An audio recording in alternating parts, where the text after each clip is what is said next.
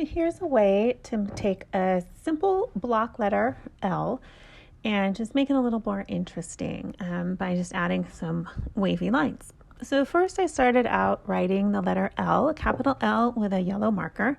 Yellow markers are great if you just want kind of a guideline without it being seen from a distance. They can be kind of invisible at times. So then I traced around the outside with a darker black marker, and then I just created some wiggly lines, some wavy lines on the inside of the letter.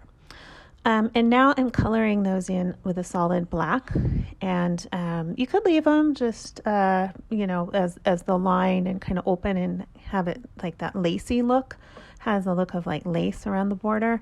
But if you want your letter to be seen from a distance, you want that nice, bold, dark black line. Or it could be, another dark color like blue or purple, or brown. Those work well too. And as you can see, my lines they're not perfect.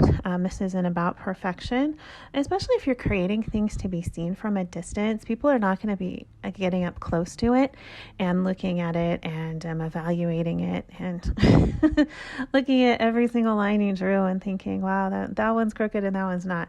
Most people aren't even going to notice it. So if you are creating something to be seen from a distance, you want to put your time into creating something that looks good from a distance and not worrying about everything being absolutely perfect up close.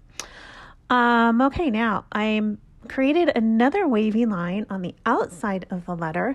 So I'm just making this letter a little larger, which is great if you have more space that you want to fill up. The larger the letter, again, the easier it will be seen from a distance. But if you're drawing other things close to it, or you have a lot of letters nearby, you want to be careful of this because the letters can blend together. But for this letter that's standing alone, it's great because it gives some interest on the outside and the inside of the letter. As you can see, there are curvy lines on both the outside and the inside.